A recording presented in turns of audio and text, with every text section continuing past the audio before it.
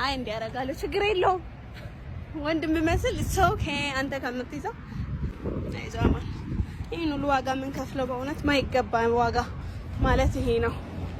ዋው ሰማዩ ነው ሲያምር ሰማይም እውነት ያምራል። ያው በእግዚአብሔር ያምራል።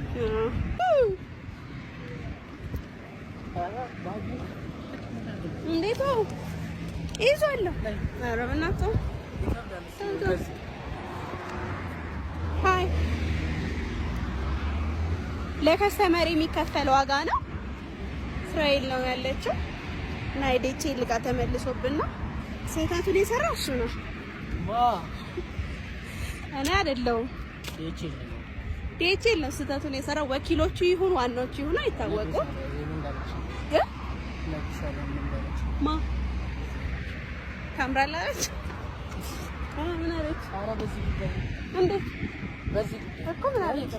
እና ይገባ እየደረስኩ ነው አደባባይ ይስማ አስገባዋለሁ። የት ነው አማን ሰፈር? ኢምፔሪያል ነው ያላቅም ሰፈር የውጭ ልጅ ስለሆነ ይችላል ያለው ቹንታታፊው ምንድነው ያላችሁን? አምስትም አስርም ቸግሮኛል። እርዱን በቃ ልመና ተሰማርተና እርዱ ፕሊዝ ፕሊዝ ፕሊዝ የቻላችሁ አደራ ጣልጣል። እንግዲህ ወተናል ካማኔ ሄዳ ዲኤች ልካው ይሄ ነው።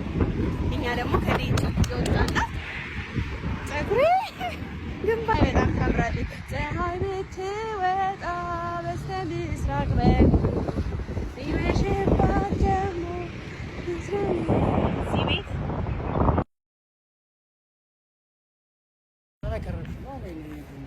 አይ እንዲያረጋለው ችግር የለውም ወንድም መስል ኦኬ አንተ ከምትይዘው ውፍረቴን ታዩብኛላችሁ።